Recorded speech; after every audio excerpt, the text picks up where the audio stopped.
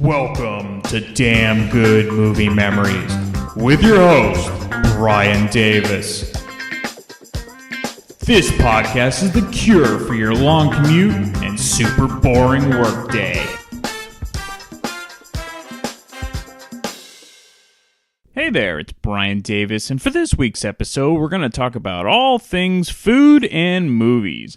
So we're going to talk about our favorite films involving food, we're going to talk about our favorite food scenes, what we like to eat at when we go to the movie theater, and maybe some bonus questions involving going to the movie theater. All right, for me, my favorite food movie, and this was tough, and it's not really food per se, but more like working at a restaurant. And the movie is a comedy called Waiting from 2005. And it's a sort of comedy that everyone can appreciate for a few reasons. Either you've worked in a restaurant or had a friend or family member that did, and even if you haven't worked in one, I'm sure everyone has eaten at a restaurant, so there's something for everyone. Waiting stars Ryan Reynolds, Anna Faris, and Justin Long, and the supporting cast is a lot of fun with Dane Cook, Louis Guzman, and Chi McBride, all who have very funny roles as cooks in the restaurant. So my favorite scene involves a very bitchy customer who has an attitude before she even walked into the restaurant. She ends up having the most complicated and ridiculous order demands, and of course, she sends her food back. That is a bad idea. You can imagine what happens to her order after that. As for other fun food scenes, one is probably one of the most infamous scenes in James Cagney's career, and that was from 1931 in a movie called The Public Enemy. It was an early gangster film with Cagney and Jean Harlow, and the film is probably best known for the infamous grapefruit scene in which Cagney angrily smashes a grapefruit in the face of his girlfriend, played by Mae Clarke. Interestingly enough, the original script called for an omelet instead of a grapefruit. So again, this was pre-code, so things like this they can kind of get away with, but a lot of this was improvised, and Mae Clarke had no idea what Cagney was actually going to do. And so when he did it, the shock on her face was real. All right, and then my all-time favorite food scene is in Animal House with John Belushi's character, Bluto, when he is just acting like a complete pig, which he is in the movie, and he sticks this, I think it's either like a ball of cheese or mashed potato, it might be mashed potatoes, into his mouth and has these big cheeks. And he goes, "Guess what I am now?" And then he smashes his fist against his cheeks and explodes all over the table. And he's like, "I'm a zit. Get it? I'm a zit." Which then he turns into a huge food fight and one of the monument moments of Animal House. Don't you have any respect for yourself? This is absolutely gross. That boy is a P.I.G. pig. See if you can guess what I am now.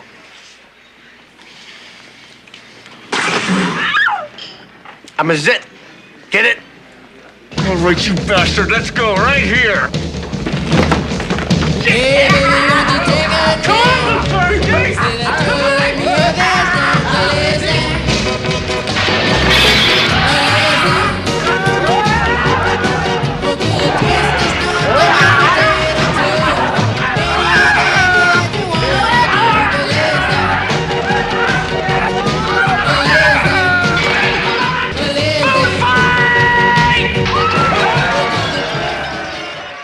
As for what I actually like to eat at the movie theater, as you'll find out, there's a common theme what people like to eat at the movie theater, but I am one of the few that I will unhealthily, if that's a word, eat a hot dog. I like the hot dogs there. They're not the best hot dogs. They're not Costco hot dogs or something like that, or even a ballpark hot dog.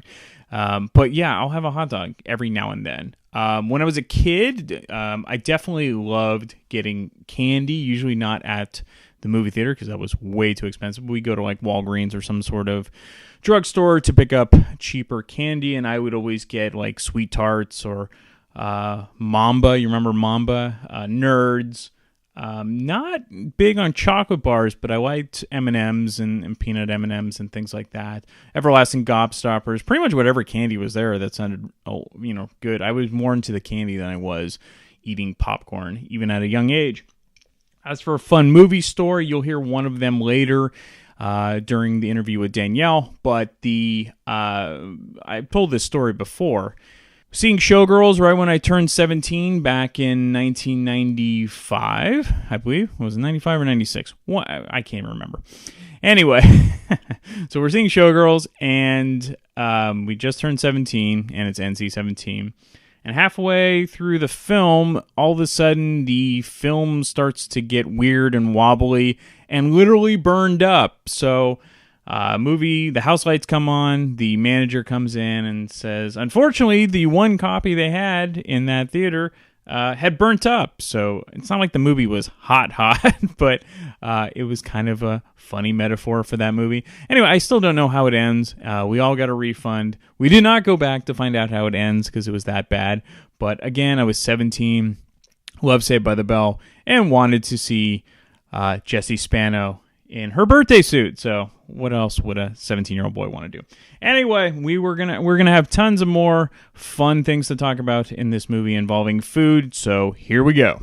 So for this week, we're gonna get gluttonous and with Sarah, and we're gonna talk about. This is gonna make me want to make popcorn. I probably should have popped popcorn for this event. This is probably why I'm doing this now. But, yeah. We're gonna talk about our favorite food that we like to either bring to the movies or eat at the movies. Yeah, because now that we get older, we realize, dude, you could sneak stuff in. That's right. So it's like you have a girlfriend, you're like, she's got a purse. I could put all my cargo in that.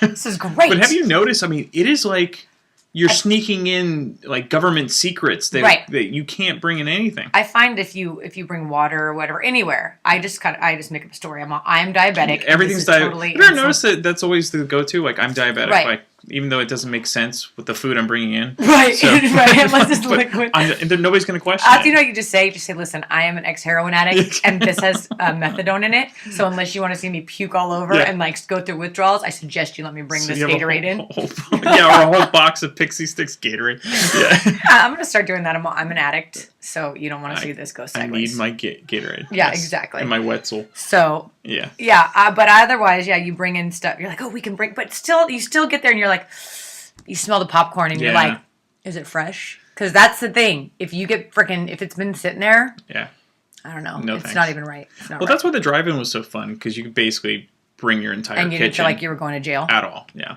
That's pretty good. Okay, so when you're at the theater, what is your go-to? I have to have popcorn. Okay. I don't, and probably the one thing that I would always want to get would be a hot dog, because that's when everyone's like, oh, you can only have one hot dog a year. Remember for a while they're like, you shouldn't eat those. All right, popcorn and hot dog. I'm not a huge sweet person. Really? Yeah. So salt. So you're going for salt, grease, whatever. You can get nachos now, and like they used to have them then, but I think I was always like popcorn. And I remember as a kid, my dad would always, we'll get a popcorn. He's like, I don't really want a lot. And it's like famous last words, and your dad freaking clears it out. You're all, Dad. But you have to, it starts to get kind of broken up, so you have to shake the bag to flip it. I don't think a lot of people know that. So do they do the tub anymore? Because it used to just be... No, now it's bags. It's a bag because it's easier to recycle probably. Right. And there's places where you can put your own oil/butter. That's right. Ugh. Which is scary. And what's up with the butter? It's just like pure oil. It's oil. It's not butter. Yeah. You watch them. But it's like when you get there and it's popping over and you're all, yes, it's freaking fresh. Because otherwise you're all... gross. Why even bother? And those hot dogs, as much as I love them, I don't know how long they've been sitting out. No, they've kind of been, you can tell, like, it's like them and 7-Eleven. They have the same, they just recycle them from each other. But I did have somebody do something with a bag of, like, they had popcorn and then they dumped a bunch of M&Ms on top. Why? It was like some weird mixture that they thought, I'm like, you know what?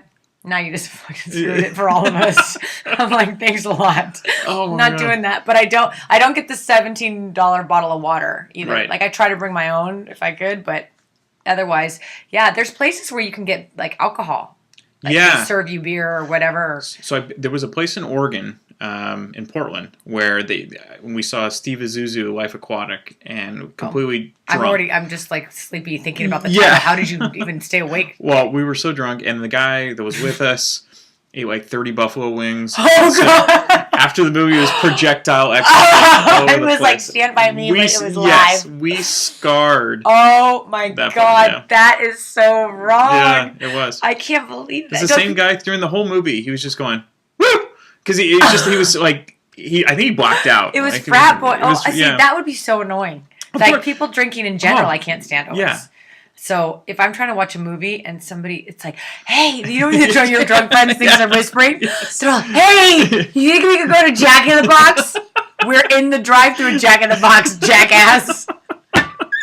Sorry. They're like, hey, you think I could get some curly fries? They're all over your lap. All right? We're dropping you off on the front lawn. There's already popcorn here. Oh, my God. That's awful. Yeah. So that's about... Do you have one? Do you have any favorites? Yeah, but I can't even think about it right now because you just totally threw me off. Because we're going to Jack in the Box. Exactly. That's what I want now. I want Jack in the Box. Thanks, Sarah. All right, so we get Lynley Solo. She's Beyonce out of Destiny's Child. So this is good. So, oh, no, I'm not Beyonce. I'm the other one. Oh, yeah, Kelly Rowland. Yeah. So Stephanie's Beyonce. Stephanie's Beyonce, definitely. Stephanie will be Kelly very... Rollins, yes.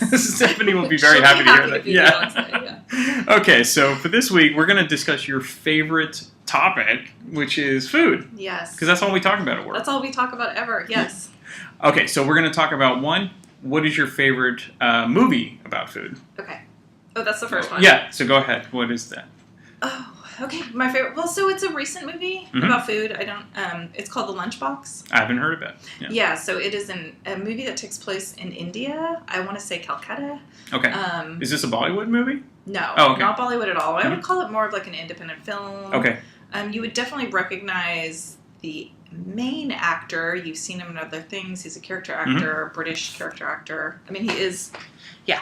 Anyway, so it focuses. It's all about that. What I enjoy about food in movies is seeing something new or something that I haven't experienced before. Right. So it's all about that system of lunches that, usually it's the wives at home pack their husbands these crazy elaborate tallies. I think they're called tallies. Okay. It's like the stacked dishes meals. They're like stainless steel and they're stacked dishes. Uh-huh. So this is a whole system. There's a whole documentary about this. Oh. And then they have these delivery guys who pick up the meal and deliver it. And it's just like, hundreds of thousands of meals delivered by bicycle in this elaborate, like it's this really complex system. Like this one guy picks it up from the wife and then drops it off to some dude at the train station. The dude on the train station takes it to the kid on the bike. The kid on the bike delivers it to every, business, like office where their husband is working, so they get their wife's lunch like by middle of the day. So is this a side business or is this one company that like does? No, it's just an elaborate system. Wow. So yeah, it's just like some service you pay for that delivers your, and then all the meals are just like so beautiful. It's got the dal and like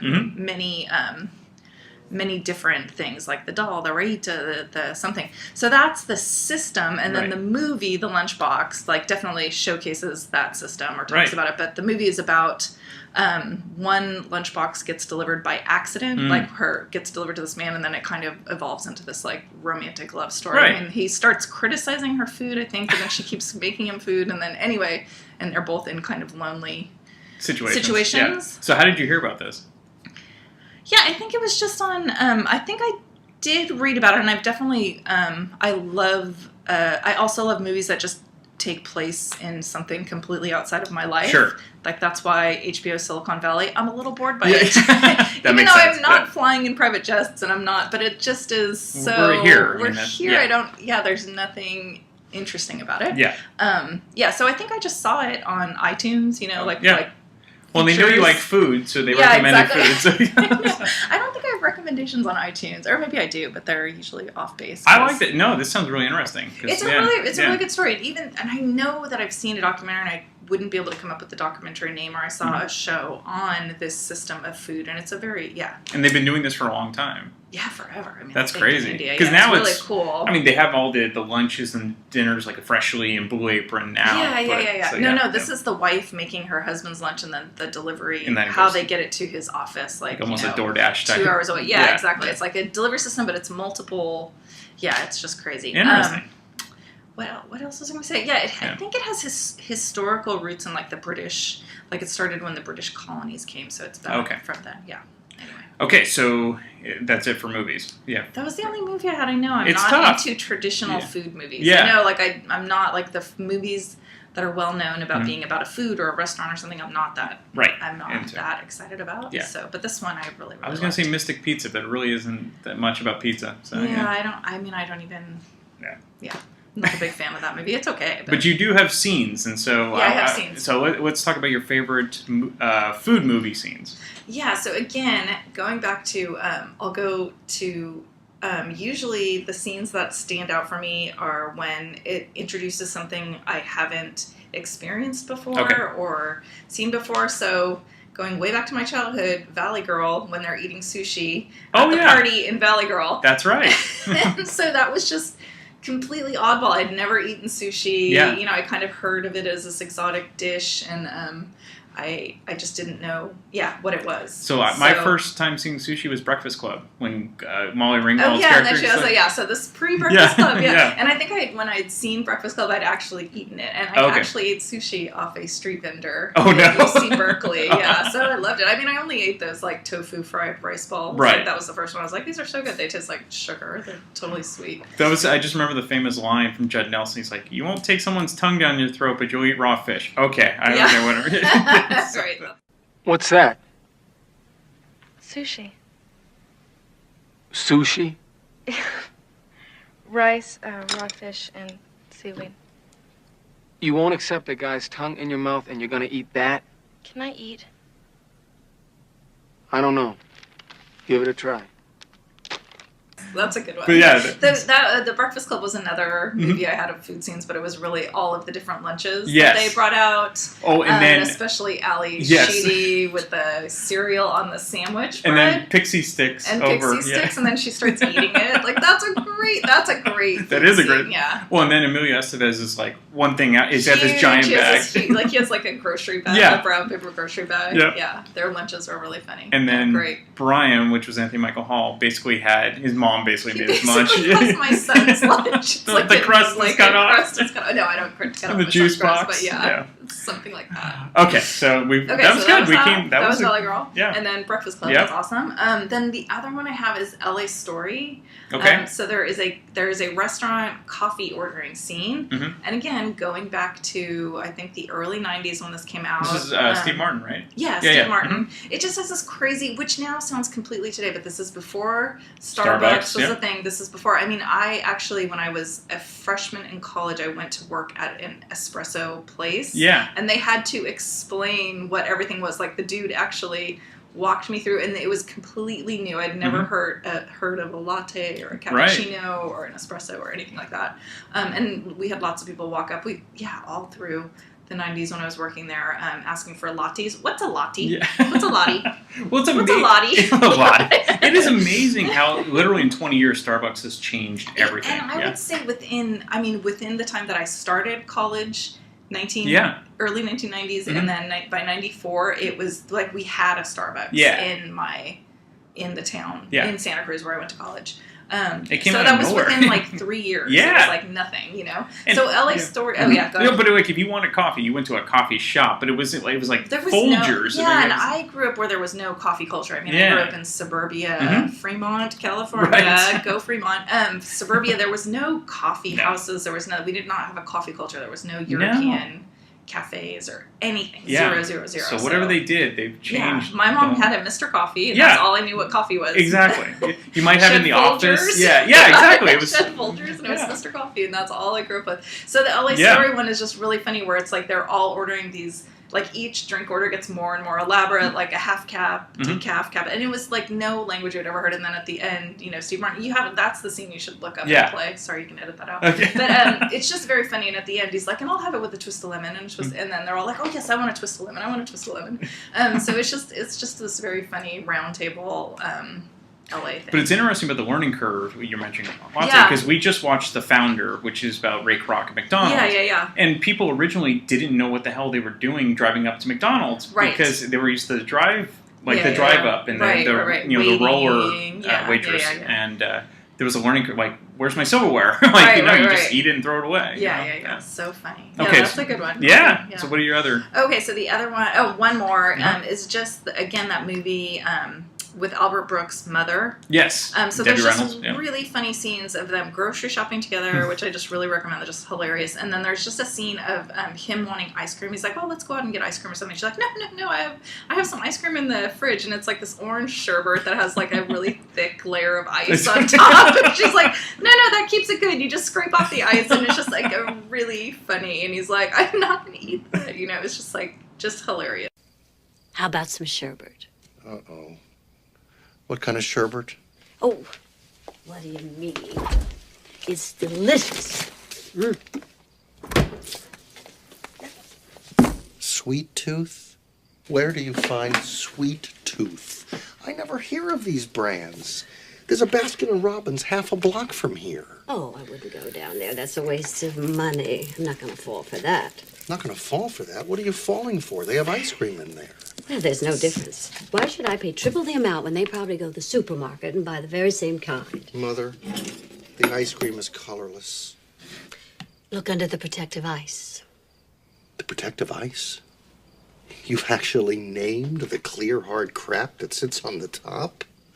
Well, if you don't want it, don't eat it.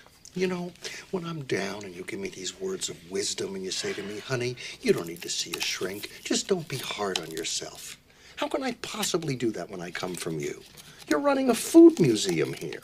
Why can't you just go buy fresh ice cream? And you haven't even tried it. You're making fun of the ice cream and you haven't even tasted it. It's wonderful sherbet. I don't want it. I'm not going to taste it. No? I don't You want it. tell me. Oh, God, this is horribly old. Just take like an orange foot.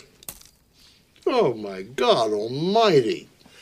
Holy yeah. First, This is a really underrated movie. I have to see. I have to You watch have to this watch again. Mother. Yeah. It's so good. 'Cause I like It's really, both really of them. good. And Yeah. Albert Brooks is great. The sherbet scene is great. Yeah, I don't know. Between those two, if you're going to play a scene, the sherbet scene or the Breakfast Club, or All good. or LA Story is that very specific clip. Yeah. Okay, so now we're going to get into what you actually like to eat at the movie theater. So what is your go-to food item, and then also what is your go-to candy if you eat Yeah, well, popcorn Mhm. and red vines. candy? Okay. And that's what we always get. And I actually even restrict my kids into getting popcorn and red vines. Once in a while, I'll be like, all right, fine, get the stupid Sour Patch Kids. But Okay. I'm like, no, we're at a movie, you have to get red vines. I don't even eat the red vines. So why do I care if they get Sour Patch Kids or red vines? I don't know. But Yeah. I'm just like, no, we're at a movie, you have to get red vines.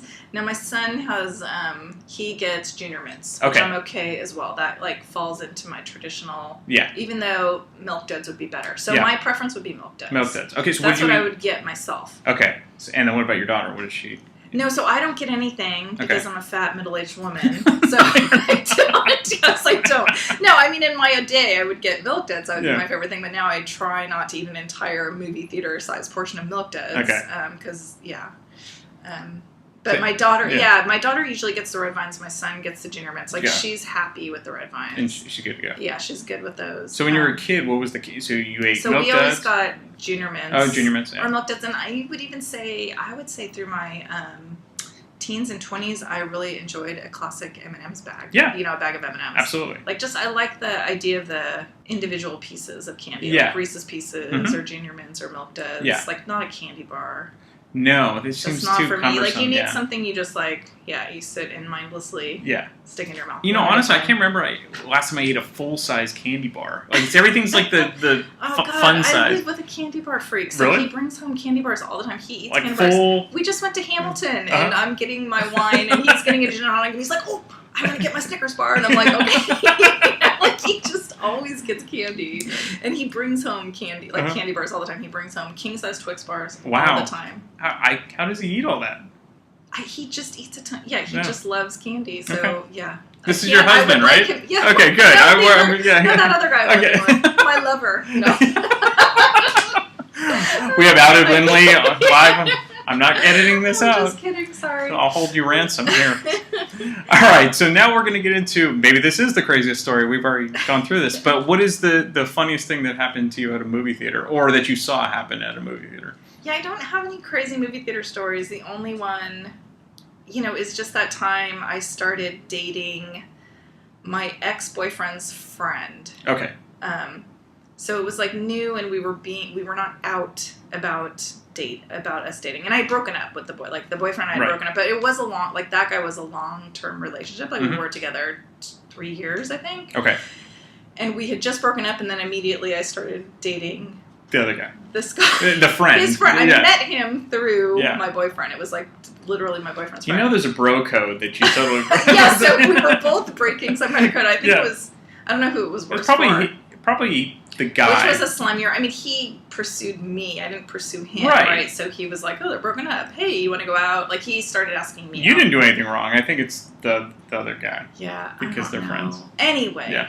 We watched Reservoir Dogs at the Nickelodeon, and then guess who walks past us, and we're just like, oh shit, and then we're like, we should go, like, we gotta go. I was just like, we gotta go, and he's like, no, we can watch the movie, it's okay, and then at some point he gets back up, because it's a pretty small theater, you can see, and he gets back up, and so we ducked under the seats, and I don't know, he never confronted us, I don't know how he couldn't have seen us, especially even like the backs of our heads when we were sitting there. But so was he by himself or was he on another date? He wasn't on a date, but I don't think he was by himself. I think he came with people. And I think he came with people that I relatively knew. I feel like it was something familiar, like, oh yeah, he's here with that person, his other friend or something. I don't remember. But would he have been mad? Like if you? Yes, he got super mad when he found out. Oh, he got, okay. Like, furious at both of us. So yeah. how? I think he stopped talking to that guy altogether. Like, they never that was that ended. That ended. So how long after the movie theater incident did he actually supposedly find out? Yeah. I think I told him. I think I had to tell him.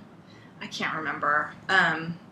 Not long after. Like, this was within a month, and it so was then he within probably like a didn't month's know. period of time. He would have, if he was that upset when you told him. He was really so that was why I was like, sure, he must have seen us, and he played it cool. But then when I told him about it and he flipped out, then I was like, oh, I guess he didn't see us. Never say anything. Let it be. I mean, we broke up eventually anyway, so it didn't. But it just got. It's a small town, small group of friends. It got complicated quickly. So after that, did you date the other guy's friend after that? No. Okay, so you didn't just go on a train. No, I'm not that. I mean, literally, I told you, I've had 3 boyfriends. We just keep bringing this up all the time. That was number 2, I think. Yeah. I know. It's like my story is a river because it's all the same people. That's all right, though. I wish I could drop these. Yes, when I was dating so-and-so. But it's like, well, that's just that. I mean, it's 1 of 3. So. Yeah. 1 of 3. Well, you just mentioned all of them today, so that was awesome. I mentioned 2. Okay, and your husband. So, yeah. Sorry. Okay. Thank you so much, This is why Wendy. I'm Kelly Rowland. So I know. Yeah, that's right. Well, Beyonce on next. Okay. Yeah. Okay. It's for this week's episode. Danielle's back, and we're going to talk about food and movies and all sorts of fun things. So, let's go through the list. What is your favorite movie about food? So it needs to be only one, or can I have more? Hey, if you can say whatever you want, but we might edit you out. Oh so. my! This editing thing's not okay. Well, so you could have your own podcast. That's so nice of you. You're welcome.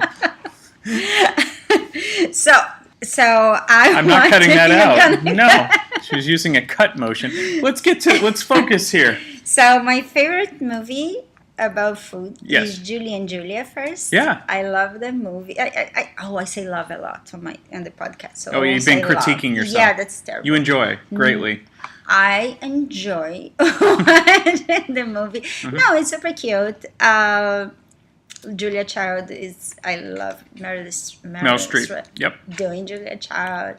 And, it's everything about the movie. Oh, I did the beef bourguignon. I don't know. I can say that's her recipe. Okay. I tried to do a home. It's beef something. Yes, I forgot the name. It's the most famous recipe. Okay. Her most famous recipe.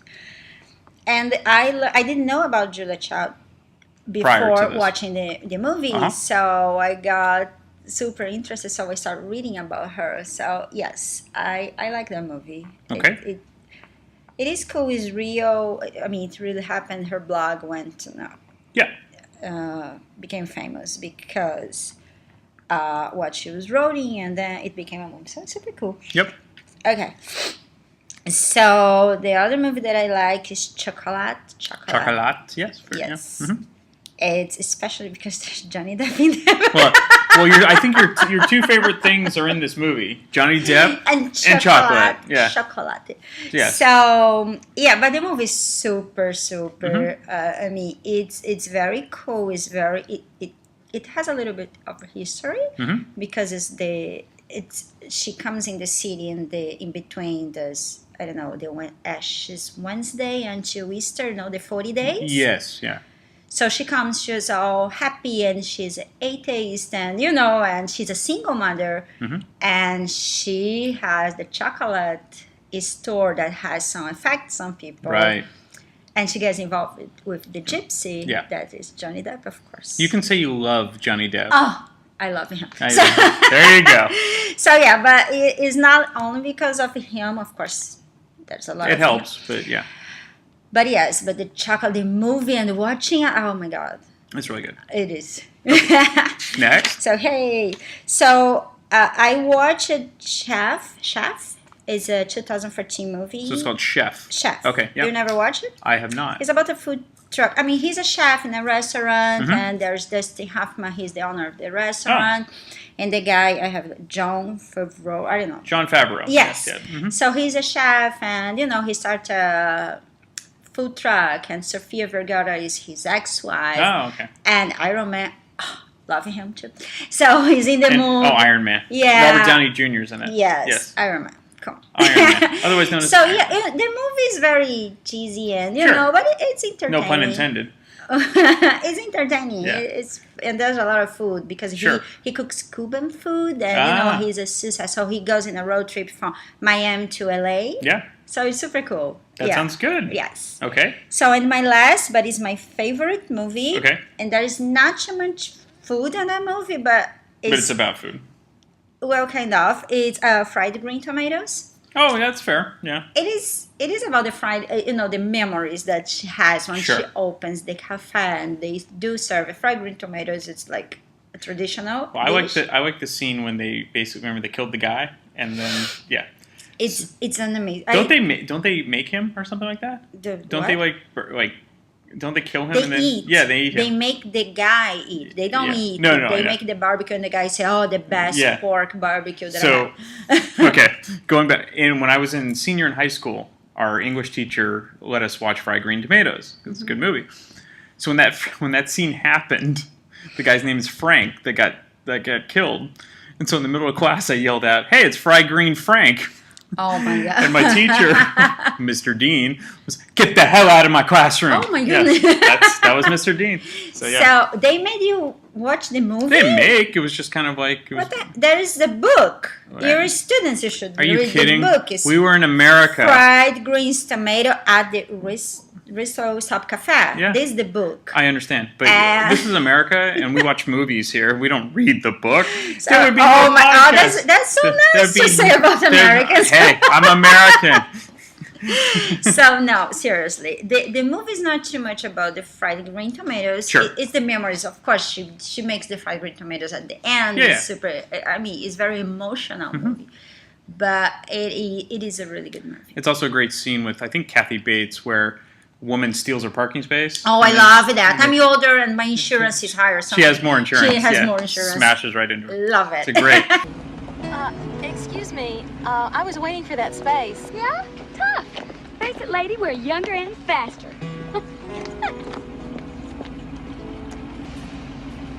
Tawanda.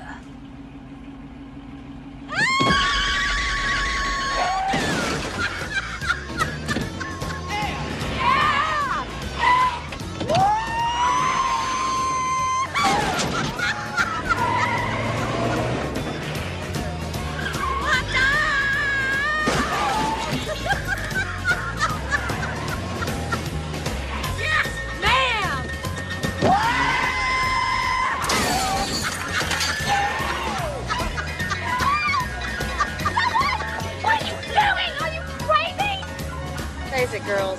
I'm older and I have more insurance.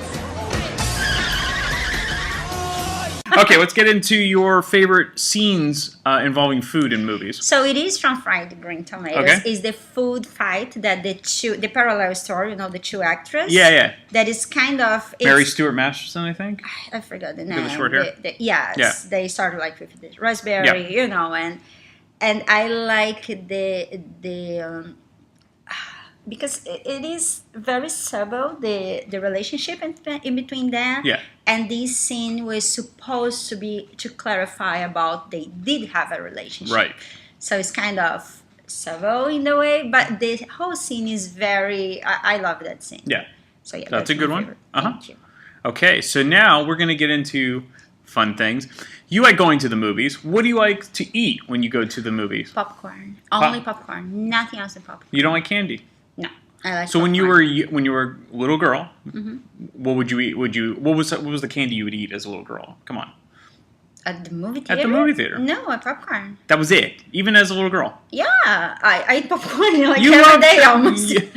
You love chocolate. I thought you would be eating chocolate. Not at the movies. Movie theater, if I'm watching a movie at home, it doesn't matter. If I'm going to watch something, if I'm going to eat, it's going to be popcorn. I used to do the junk Friday night at my place when I was in college. So every Friday we would watch a movie. It didn't matter the movie. So I would get with 5 friends, and we would get every junk food you can imagine. Okay, so what was your favorite of the junk food? Popcorn. It's not even junk food, right? Because it's super healthy if you don't put the oil or the salt. But it is what I eat. But I would order pizza and McDonald's and chocolate and French fries. Everything, this huge table with junk food and candies. And then you'd be sick all weekend. Of course. That's the fun about it. Okay, so let's get into fun. Okay, first, let's hear about, do you have any, as a bonus question, I've been asking people, what is the craziest thing that has happened at a movie theater that you've been at? And do you have any PG-rated stories involving that? That was it. Okay, so you don't? The PG-rated? No, do you have any funny stories? I have some funny stories ahead. that I tripped. I was passing with my popcorn, of course, and I tripped, and the popcorn fell in the guy in front of me. Good. Well, it's good then you don't put butter and salt on it because it was just very funny. Yeah. And then at AMC, this one Mercado, I went to get food. No, I went to get bathroom. I don't know. And when I came back, I didn't know my chair would go up. Yeah. I just sat on the floor and I could get up and I was laughing. So people around me know. And there's this in Brazil that I won't forget that. It wasn't with me, but we went to watch, it's a movie with Kevin Costner, and it was about it's Dragonfly, I think. Okay, yeah. And it's kind of spooky, yeah, right? And we were watching, me and my friend, he was super fun, and we were watching the movie, and there's this scene that, everybody jumping from the chair, and the guy in front of her just, very loud. Yeah. And the whole movie theater was laughing, but me and my friend, so that was over, and me and my friend were like... The same thing happened to me and my friend. So we were seeing A Perfect Murder, which was with Michael Douglas and I think Gwyneth Paltrow. It's a remake of a Hitchcock movie. And there's a scene, there's all those jump scare ones where somebody pops out. Okay. So my friend and I were probably in high school, and guy behind us has that scene, and it's this big guy. And all of a sudden I hear this, I know. And we could not stop laughing. It's terrible. And so every time there would be a scene, my friend and I would go, and the guy got so embarrassed he just walked out. He couldn't even see the rest of the movie. So, I have one more. Yeah. That I forgot. I just remembered. So I went on a date with this guy, and I didn't know him. He was a friend of a friend. I don't even remember. Okay. I was like 18, 17. So we went to the movies. It's terrible going on a date in the movie. I don't know why people do that, but so you don't actually have to talk to them. It's terrible. Yeah. So we were watching the movie, and the movie was, that movie that made a joke about all the scary movies. It's a scary movie. It's called Scary Movie. This is like when you were... Volleyball the movie. Yes, Volleyball the movie. So it was scary, so we were laughing a lot, right? Yeah. Okay, the movie was cool. But every time... I've heard this story. What? I've heard this story. This is funny. That a scene would come, we're all laughing, and he had it was like he was like a vacuum. He had to take the air, and the laugh was gone. You know, the scene was gone. He would come. And I was like, oh. That was a deal breaker for you? So he sounded like... I started laughing because it was so embarrassing. So then everyone else in the movie theater would hear it? No, the first people would look, and then everybody was already waiting for his laugh. Not even the scene anymore. It was his laugh, and I went to die. I was like, going down the chair, like, oh my goodness. Yeah, it was the deal breaker. So you've never seen Revenge of the Nerds, but the guy had kind of a laugh like that. It was like, really? It was like that? It was weird. No, he would suck the air. I'm not sucking kidding. He was like, and then he was released. Oh my. Okay, so even more bonus. So I just heard this story from you. It has nothing to do with movie theaters, but it is an absolutely hilarious story, and I got to hear it. The roasting audience will love this. Okay, so explain what happened when you go to the YMCA. Go ahead. No, it's not when I go to the YMCA.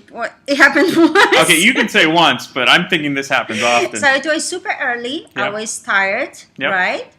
And no one was at YMCA. So I work out. Okay, I'm going to take a shower Sure. for my day. So I went there and I went to the bathroom and took my shower. And I was getting dry. This guy opened the door like suddenly, and I jumped, and the guy did exactly what you did, like, "Ah!" But he was not, he just got so scared. He was like, "Ah!" And then I went on him. What the hell are you doing here? That is not okay. You do better. And he said, but this is the guy's bathroom. So it was like, and then I look around, and there's this place where you guys pee. I don't know the name. The urinal. Yeah, Yes, it's like that, right? The name. So you didn't, when you walked in, you didn't notice like, hey, this doesn't look like a typical me one. Yeah. noticing Hey. anything, like I'm super distracted all the Jeez. time. And then I was, what am I gonna do? And then I had my time, and he was like, well, just finish. I'll hold the door, and all like everybody come. It's so ridiculous. So I got dressed, but I want to get out of there as fast as I could. Sure. So I did. I just grabbed my stuff and I left. And then he was laughing, of course. Sure. And I was like, it was like, putting my hands on my face, Sure. like leaving. As I get in the lobby, I realized I didn't get my bag with my keys. I was like, what am I going to do? It's like an episode of Seinfeld. It's like every movie. So I went back to the bathroom. I could ask like the people from You could have. But what do you think of me? Like, why you have your stuff in the guy's bathroom? So I was like, okay, I'll just go get it. Well, they probably go. This is the third time you've done this, ma'am. Yeah. So I go in the bathroom again, Yeah. and I knock at the door like, I'm so sorry, but I forgot my keys. And then the guy said, oh, that's harassment already, like. So he gave back my keys and my stuff, and I left, and I don't plan to go back anytime soon. So when you walk in there, is there a picture of you on the wall? Like, don't let this woman in the men's room. This crazy woman. Yeah. Well, I'll tell you, you have the best stories. This was excellent. Be careful when Danielle's at your movie theater, because you might get popcorn all over you. Thank you, Danielle. Sure.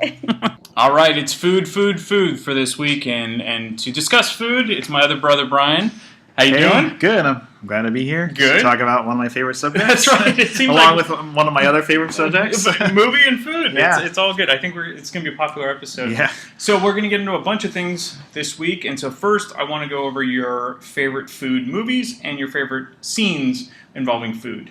All right. My favorite food movie is Big Night, which is, I think it was an independent film. It stars Stanley Tucci and Tony Shalhoub, when they play a couple of Italian immigrants who who own a restaurant, Italian restaurant in I think it's like New Jersey or New York, somewhere like that. And their business is not doing very well, so they try and figure out how to like promote it, and because they're making like really authentic food, and everyone who comes in wants them to make like spaghetti and meatballs, like stuff that you would get in America, and it's fine, but it's not like the Italian food that they want to make. So right. They're struggling with that, so they go to the rival guy across the street, who's another Italian guy, and he's like this this big over the top personality. Uh-huh. It's played by Ian Holm. It's not, okay. Italian, but it's just but but he's pretty funny. And actually, my parents, I mean, my family is Italian on both sides, so my parents, like, Ian Holm's character is pretty, I'd say he's pretty out there and over the top, except that my parents said that they know people like him. So, so it's kind of authentic, even though it might seem like he's not, like, he's a little bit ridiculous. But anyway, the plot is that they ask him, like, to help promote him. He said, "Oh no, don't worry, I'll get Louis Prima. Louis Prima's in town, and I'll get him. I know him. I'll have him come by your restaurant." So then they organize this big dinner to welcome Louis Prima at the restaurant. They're promoting it, and they're getting friends there, and they're trying to have people come over, to promote the restaurant. So then they make this, like, humongously elaborate meal. So a lot of it's just kind of a little drama. Yeah. But I just like it because it's Italian food, which is my favorite. So what year did this come out? I want to say like mid '90s, late '90s, something like that. No, it sounds good. Yeah, I can't remember. I don't know. It's worth checking out if you like food movies, especially Italian food. And the actors are really good. I like Stanley Tucci a lot. Tony Shalhoub, who's best known for Monk. He's known for Monk, and a few other things. He was on Wings. Yeah, he played. He's on a lot of stuff. Yeah, but yeah, this is good because I don't know if a lot of people have seen this. So we also use the show's recommendations, and this is a good one. So the Big Night. A favorite. It's a favorite in my family. And actually, I went to see. Someone when I was living in San Luis Obispo, there was an Italian restaurant there that did like a big night, and so they closed the restaurant and you bought a ticket to go have food, and then like they showed the movie as you're eating dinner. Oh, that's cool. Fun. Yeah. So I highly recommend it if you like Italian food, especially like the signature dish that they make at the end. It's called a timpano, which I've never seen anywhere. I don't know if it really if it was kind of created for the movie or something, but it was this giant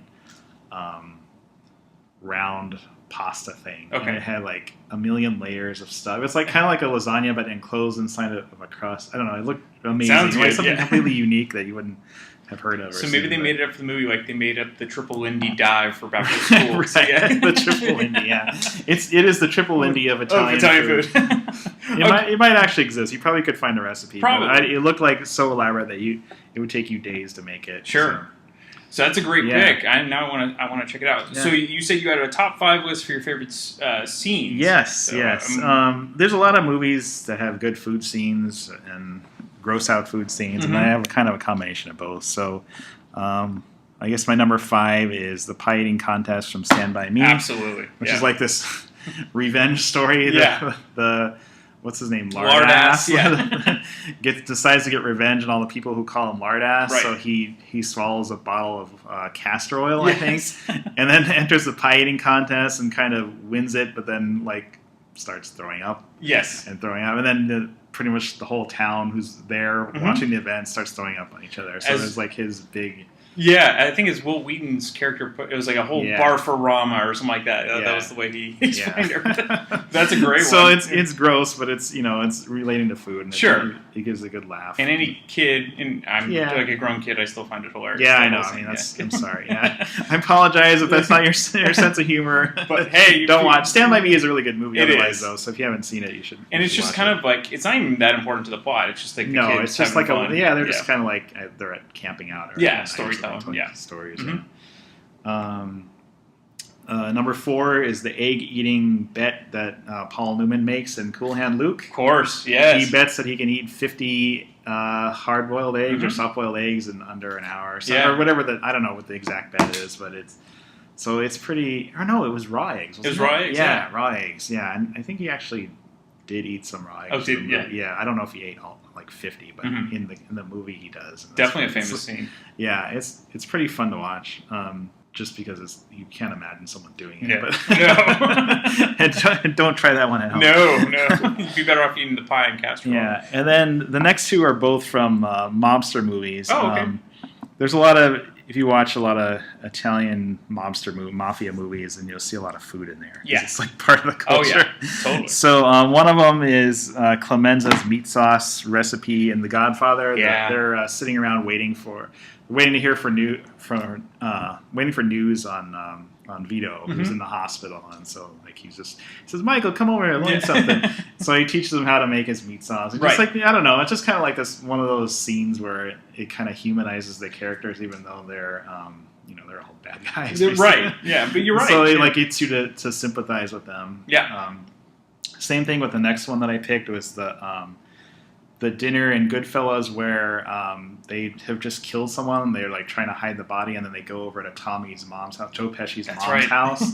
They're like 1 a.m, and she gets up and like she's, oh boys, come in, let me make you food. Oh no, I can't. No, go to bed. No, let me make you food. And she's like makes this huge pasta dinner, and like they're sitting around chatting. And it's just another one of those things like something horrible just happened, but then like they undercut that with the kind of humorous. They're able situation. to. I guess if it becomes a norm, they're just like they disconnect from everything. They can easily have a meal. Like very true sociopaths. Oh yes. And then the last thing is another gross out one, but I always crack up when I see it, and that's the duty in the pool scene with Caddyshack, which is not actual duty, but someone opens a Baby Ruth and they get bumped and the candy bar falls into the pool, and then it's just floating around, and you hear the music from Jaws play, and someone says, duty in the pool, and they all panic, and everyone gets out, and then the result is that they drain the whole pool. To clean it out, and then Bill Murray, who's like the groundskeeper, he picks it up at the end and takes a bite. It's like, well, there's nothing wrong here, just a baby. I think the woman, the uptight older lady, she like sees it and she like I don't know if she passes out. Yeah, she faints. I think, Ted Knight's wife, and that's classic though, and so that cracks me up every time. That's a great even one. though it's like very juvenile. But but I don't care. No, that's a great one. I don't apologize for my bad sense of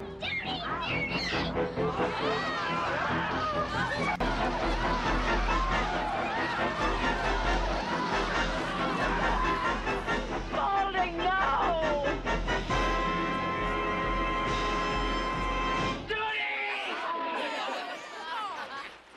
I thought you would have. This isn't in mine because I have one famous scene, but the scene in Saturday Night Fever when he basically has the whole tablecloth as like his bib, so he doesn't get anything on his clothes and his hair, and he's basically. I vaguely remember that. I haven't seen that movie in so long though. So it's probably. I'm sure if I went back and watched that. It's like don't touch the hair, don't touch the hair. Yeah. All right, so now let's do when you're at a movie theater. And what is your go-to food and what's your go-to candy? So for me, popcorn is just pretty much my go-to food. I mean, nothing really exciting about that. I do like in the rare theater that serves it with real butter on it. That's awesome. That's a treat if you can get that. But that's for me. I've only been to a couple like small theaters that do like repertory or independent, like art house kind of places that have that kind of popcorn. So it's pretty rare. But anyway, I'm kind of popcorn, and then. Milk Duds are my favorite candy to eat with popcorn because if the popcorn is warm, then you can kind of chew on the Milk Duds. They're like melty, and that's I don't know. I don't have like a lot of. That's kind of I don't even eat candy that much at the show. I'm just usually like I gotta have popcorn and some kind of drink. That's been interesting. Most people pick popcorn, but a lot of the candy one's been all over the place, which has been kind of fun. Yeah. So as a kid, what was your go-to candy? Was it still Milk Duds? No, not until like I was a little older. I think after I got my braces off, my mom or dad said, "You should eat Milk Duds. It's really good with popcorn." I'm like, okay, that sounds good. So yes, my parents taught me to eat candy after your braces. They've already been paid for. It was okay. Yeah. Oh, what? I think I had M&Ms a lot, or sometimes it would just kind of be like whatever candy. We didn't usually buy candy at the show because it's always too expensive. It's always too expensive, yeah. We would buy popcorn and a drink, but the candy was kind of like, you could get that way cheaper. Yeah, I don't... Well, and you could get all of it cheaper, but... of course. Candy is where we drew the line. That's right. You always go to Walgreens or Long's or something like that, yeah. Whatever the local... So usually like M&Ms, occasionally I wanted something sweet, and so I get something like, I don't know, like Nerds or Sprees or... Oh, yeah. Like the super sugary stuff. Sweet tarts. Yeah, sweet tarts, those kind of things. Those are all... Usually I like chocolate with popcorn, though, because it seemed to go well. Yeah. I don't know, it's nice. That was before everything had sea salt in the chocolate. Right. This is all relatively Yeah. Okay, and now, so this is the bonus question, which not everyone has had an answer to. What is the craziest thing you've seen while being in a theater? I haven't seen anything like truly crazy. Just one minor incident when I was pretty young. Okay. We went to go see Peter Pan, the Disney Peter Pan movie with my sister and I. My mom took my sister and I, and then my aunt took her daughter, my cousin Julia, and she she was pretty young at the time, like old enough to see the movie, but she was very slightly built. So when she sat on the chair, it folded up on her, and she was just kind of flailing and panicking, and we were kind of it was horrible. But because it was just so funny to watch that we just like couldn't help but laugh at it. So we did help her, but like it's it's the folding seat. I'm glad you helped her. Of course we did help her, but it was like for a moment we were kind of stunned into like disbelief because I've never seen that happen before, and I don't.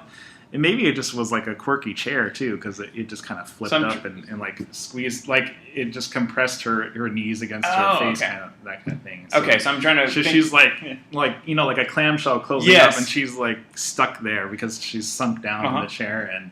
Like in Naked Gun, where Nordberg, which is O.J. Simpson, someone falls on him, and basically his legs come all the way up, and the bed like folds in one. That's what I'm picturing. That kind of, something like that. Okay, yeah. So imagine like a little like 4-year-old or something, and it was like folded up in a theater chair. So what was this? Did she like calm down and end up watching the movie? We went. I think we stayed and watched the whole movie. Okay, it was before the movie because we were sitting down with our stuff and. She's a trooper. And very few people. I think there are very few witnesses. So. You won't be embarrassed. But it's something like we talk about sometimes. Just like be careful in the chair. Don't get folded in. It's a family legacy story now. Yeah. So that's awesome. All right. Well, thanks as always, Brian. Yeah, pleasure. Okay, so we're back with Enrica. Hello. We're gonna do food this week, and first we're gonna talk about your favorite movies about food. Okay. So I kept trying to think of like one about Italian food and I couldn't. Okay. I don't know. I feel like I should. Yeah. As an Italian, but I couldn't think of one like that stuck out in my mind. But my fiance is Japanese and introduced me to a Japanese film called Tampopo. Oh, okay. From 1985. And it's basically the story of building the perfect bowl of ramen in history. Really? And it also goes back and forth between those scenes and then like scenes that kind of capture Japanese food culture. Mm-hmm. And they're all really interesting and weird. Yeah. And there's one scene that highlights the slurp of the noodles as a sign of respect and politeness and how you indicate that it's yummy. Mm-hmm. And which is so interesting because here it's the opposite. Yeah, it's totally opposite. Yeah. Or they're like all sitting in a cafe and trying to like out slurp each other, and the camera angles are like going from one slurper to the next. Mm-hmm. It was just a really enjoyable movie. It really stuck out in my head. There was also a really weird scene where there's a couple passing a raw egg between their mouths, and it's supposed to be like really sensual and sexual, and I found it disgusting. Absolutely disgusting. Yeah. But it stuck out in my mind. Tampopo, very 1985. Yeah. But also like very Japanese. Like it really captured. So obviously it's subtitled and all that fun stuff. Yeah, I guess. But there's really not a lot of dialogue. It's kind of more of a visual. Because it's about food, you don't really need to talk about it. That's right. Too much. So that's a good one because I don't think many people have seen that. So I don't think so either. Yeah. And it's definitely one about food. Yeah, that's a great one. Like there are other movies that are about other things that just feature food. Like I also have Julie and Julia on there. Yeah, that's been picked a few times, and that's a good one. I love that it's a good movie. So, yeah. Again, I love Meryl Streep. Yeah. Who to me, I can watch her eat a sandwich as I've said. And I also have Jiro Dreams of Sushi on there. Yeah. I love sushi, and it's also, if you're going to talk about food, like the Japanese food culture is a good one to fixate on because they're so meticulous about like the training that goes into being able to prepare certain foods. And there's such a rich history, and the cuisine is so unique. Like Japanese cuisine is really unique. I love it. I love the whole the whole sequence in Jiro Dreams of Sushi where he goes out to find like the perfect tuna at the tuna market. And there's like these huge fish, and they have to like poke them and pick the perfect cut. Yeah. I love it. How often do you eat sushi? Is it a once a week, twice a week thing? Probably way too often. Yeah. It's not good for you to eat it that much, but I know, it's so good though. I can't resist, and especially because like I have to be careful with what I eat. Right. And there's something so like it's so easy to digest. It's so high in protein. Yeah.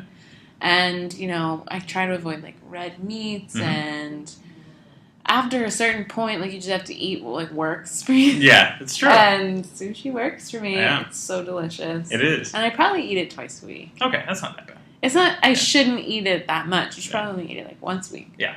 Or once a month, excuse me. Make it like a treat. Yeah. But it depends on what fishes you're eating as Sure. well. Like, you shouldn't eat tuna that often. No.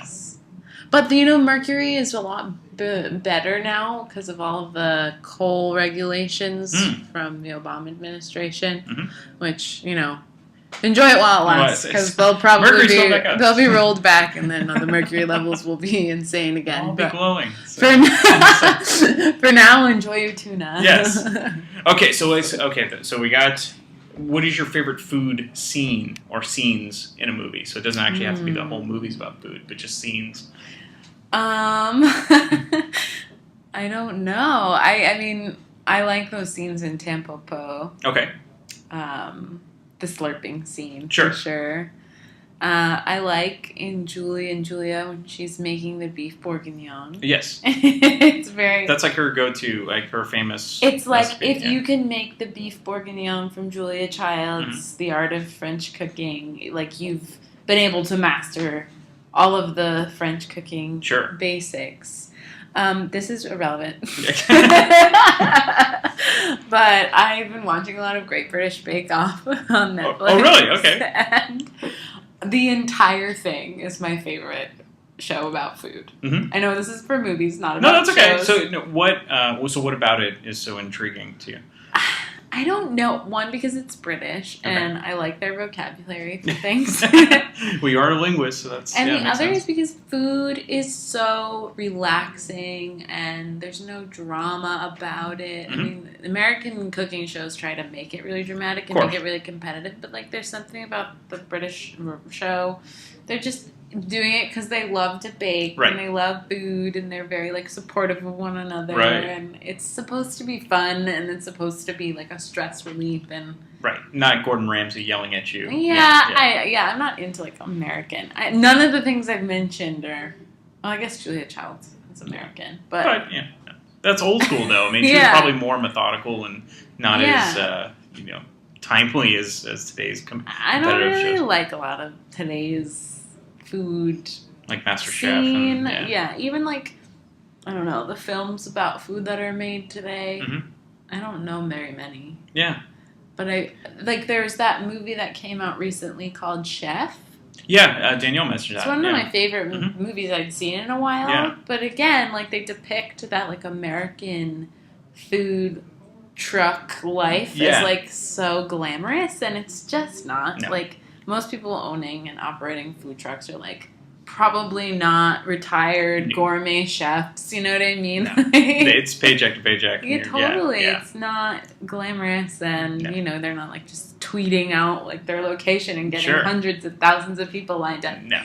So But the overhead's a lot lower, which is totally the draw, I'm sure. I don't know. I think that we try to put too much like, emotional pressure on food to deliver something extraordinary in our modern expectation.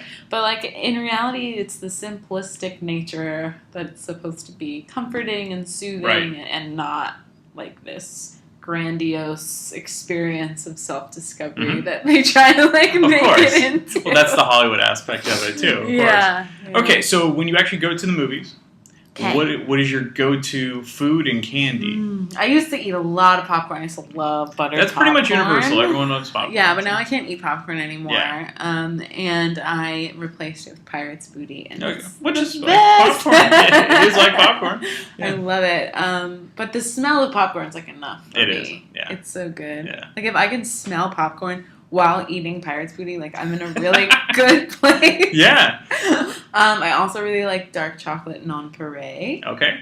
That's my other go-to. Yeah. You can learn, like, so much about someone by their, like, movie snacks. Yeah. Right? Because, you know, they're unique, right? Yeah, totally. Everyone's had a different movie candy. Everyone said popcorn, but candy-wise, everyone's across the like all over the map. Everywhere, right? Yeah. Like, and it's more than what's your favorite Halloween candy? Like, something about movie candy. Yeah. Like, you really, I only eat this one at the movies. Absolutely, yeah. It's so weird. Yeah, dark chocolate nonpareil are my fave. And then I always, if I have, like, a salty, like, snack or with popcorn, I always want a Coke, and Sure. I've never drank soda. Like, I think I don't know, pop, whatever you call it. Pop. I call it soda. I'm from New York. Yes. No, it's still soda. It's soda here in California too, which is thank God. But yeah, I have to have, like, even if I'm eating, okay, so if I'm eating like a New York margarita pizza, like the thin crust, perfectly wood-fired oven, crisp, I need to have a root beer. Really? Weird. Yeah. With popcorn, with like any salty movie snack, I have to have Coca-Cola. Interesting. You don't like Pepsi? It must be no. Okay. And it must be the advertisements at like all the movie theaters, like sponsored by Coca-Cola, and you see them drinking like a fresh Coke and like like sucking it all up, and then I'm like, I need one. Well, they used to do the whole subliminal messages of like they place in a clip, a very quick like picture of a Coke or popcorn or something like. But popcorn, I don't know how it happened, but popcorn is universal with movies. It's like synonymous, which is so crazy. Cheap. Yeah. Maybe that's why, you know. Oh, yeah. Well, soda in general, they mark up soda so much, especially from the tap. I mean, soda costs 5 cents, and they're charging $3 or $4 for soda. Come on. Now I'll like, okay, so my fiance and we go to the movies. First, we go to the arcade. Of course, yeah, which is like a thing of the past. And I just love going to the arcade. Yeah. And then, like, we'll often sneak in snacks. Sure, that's a common thing. But we'll get drinks, and I get like, I'm so weird. I'll get like an Honest tea. Oh yeah. I like those. Yeah. A pomegranate Honest tea, okay. And then I'll sneak in my Pirate's Booty, and I'll have a little nonpareil, and that's my movie. So when you were a kid, what was the go-to candy? We used to. Oh god. Oh my gosh, I had some friends that were really into like nerds. Oh yeah, nerds. But then like like the sour nerds. Yeah. That came in like those clusters. Yep. There's a candy we eat only at the movies. I never ate nerds. I had never had them. I never even ate them when they were like Halloween candy. Yeah. I would always give them to someone else. But yeah, nerd rope was a big one. Oh yeah. When I was a kid, we'd go to the movies, and I didn't like that stuff. I would only eat it because I had a friend who was like addicted to candy and would get nerd rope, and I would eat that at the movies. The Laffy Taffy, that was a Halloween thing. That was not so much a movie thing. Okay. And then Swedish Fish. Those are such a movies candy, and I would eat those at the movies, but I never had them at any other time. Really? What about like Sour Patch Kids and all those? I didn't eat those as much. Okay. I didn't eat the Sour Patch Kids. Yeah, I had friends who were really into like the sour candy, but I never really got into the sour. Like Warheads were were my generation's like favorite. And lemon heads too, I think. Too. Yeah. I don't. My mouth is literally. This is gonna be a painful episode for some people because it's like nonstop food. But I like just the thought of like that sourness of the Warhead or a Sour Patch Kid like makes me salivate. Yeah, it's gross. It's Pavlov's dog. Sorry. Yeah. All right, as always, thank you, Enrica. Thank you. Go out and go and buy Warheads. Yeah. Okay, we got Samantha back on the podcast. Welcome back. Hello. So for this week, we have a smorgasbord of... There, you like what I did there? I don't even know what I'm going to say half the time. But on the menu, we have lots of different things. We're going to talk about our favorite movies about food, or scenes in a movie that you like about food, and also the types of food you like to eat when you go to the movies. So first, let's talk about your favorite food movies. Food movies. So I listed a couple, and I think I've talked about half of these before. That's okay. Just by coincidence. Mm-hmm. But then I came up with a couple new ones for the movies about food. Okay. So I think I'll start with those. Okay. So the first one that came to mind, definitely not that critically acclaimed, but I thought of Julie and Julia. Oh yeah, yeah. The Meryl Streep. And it's fairly film, recent, yeah. About Julia Child, and I've already talked about how I'm a weird Francophile on this on this podcast before. So I like never really. This was like a thing, like the girl had like her blog, and I think there was a book and stuff, but I never knew about that, and I just watched the movie when it came out because I love Meryl Streep, and I'm like, oh, she's playing Julia Child, amazing, and Amy Adams is in it. It's a cute movie, and I just love the scenes when they're both learning how to like prepare the food items, and like Amy Adams is in her like little apartment kitchen, and she's trying to make like beef bourguignon and stuff. And I'm like not a cook, so I was very impressed. No, but you are an excellent baker. Oh, so, thanks. Yes, and so anyone that's lucky enough to experience your baked goods are very lucky. So if you're very nice to her, she might make you something. You can always suggest things. I do. I want oatmeal next. Oatmeal cookies. Yes. Okay, that's right. Okay. Thank you for allowing me to indulge myself. So that's one movie. One of them, I think that was just like a more recent movie. I had a really hard time coming up with movies like strictly about food. There aren't that many that weren't documentaries or TV shows. Yeah. Like, immediately when I thought of this, like, grossly enough, was the TV show Hannibal. Oh, really? Uh-huh. Why? Because he prepares the most beautiful food dishes, even though it's made of humans. Ah, okay. So it was it on Fox? I think so. No, it was on NBC. Okay. It's one of my favorite shows from the past few years. Uh-huh. And this is a movie podcast, so I won't That's okay. really talk about it. It is based off of a movie. That's true. And / book. Yeah. Right? Yeah, it was originally a book, Yeah. But, side note, most beautifully filmed / photographed food scenes in anything I've, like, recently seen. Good to It just know. looks like a painting. Uh-huh. It's incredible. Yeah. That came to mind. Mm-hmm. Like, nope, that's not a that's not a movie. But we'll let you have it. We're going to leave it in. So then I thought about Julie and Julia. Yep. And then the second one was, so this was actually a TV show first. Okay. But they edited it into a movie, and then it was actually released at some festivals, and I think it might be on Netflix still. It's called The Trip. Okay. And it's British, and it stars two really hilarious comedians, Steve Coogan. Yeah. Have you heard? Yeah. And then Rob Brydon. And so I'm also like a huge British like comedy fan. Like I watch like all these weird panel shows and stuff. And so Rob Brydon like always appears on these things, and they're just these both like really hilarious comedians. And this movie / former TV show, it's kind of based on them as real people. So the premise is just that Steve Coogan gets this gig to go travel through northern England for, I think it's the Observer, the newspaper. Yeah. And they send him on a restaurant tour in the north of England. And I never thought the food there was that incredible. Yeah. But the show is just them traveling around to these really nice restaurants and trying these neat things. And there is somewhat of a plot.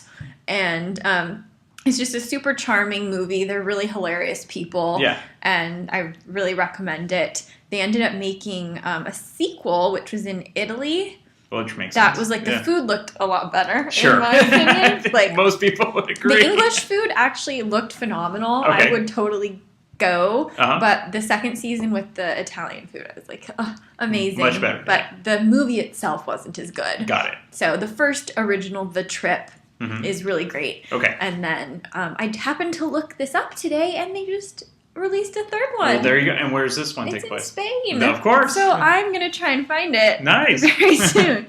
So, those are my two. Okay, food movies. Food movies. And then just to throw out a few food scenes. Yeah. I probably mentioned the movie Matilda here before. I'm not sure. Because it's one of my, I think it might have been like the first episode we did, because it's like my childhood favorite movie. Okay. Like one of the first movies I remember loving when I was a kid. Okay.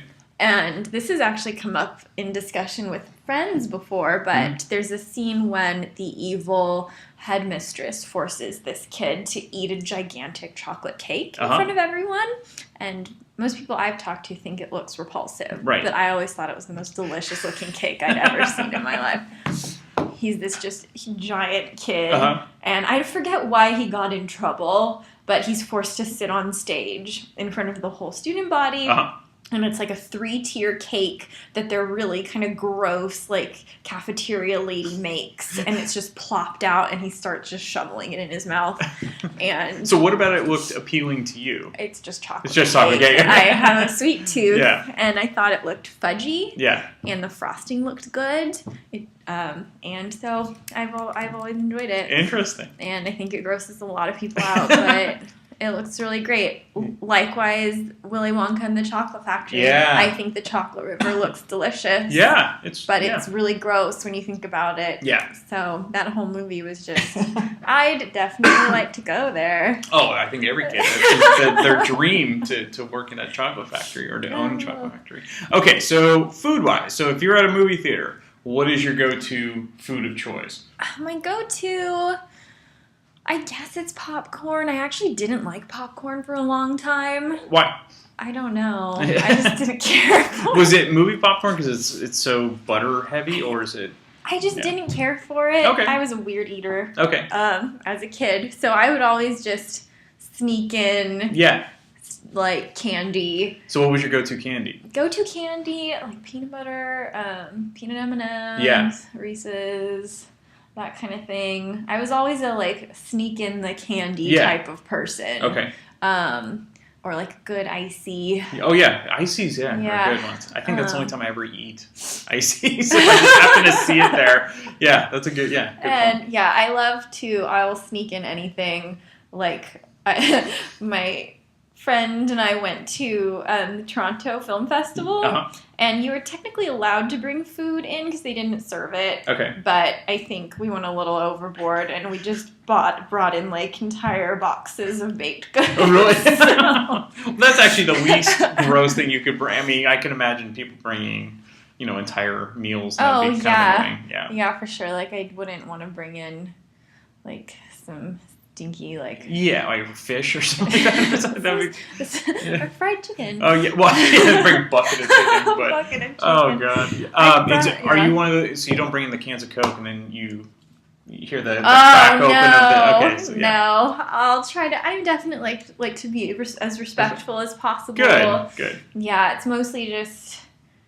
Yeah, I have managed to sneak in frappuccinos. That's not bad. Yeah. So yeah, just quiet. Well, the way movie, it's so expensive to buy anything at the movie. It's almost like going to the ballpark. But that's a good. And then when you watch movies at home, doesn't matter. Is there anything that you go to, or it's whatever is around? It's whatever I'm eating. If Okay. it's dinner, I'll eat dinner. Mhm. I do like to sit down with a nice sweet dessert, though. Oh, really? It's always my choice. I think we have a common theme here. Tuck into a piece of cake, cupcake. Don't eat cupcakes in the theater, though. It's too hard to see. Yeah, I've done that. That's not or cake. Yeah, cake in general. Okay, so I'll end this on next time you bake something, I hope it's an oatmeal cookie. Okay. So, all right. Thank you, Samantha. So.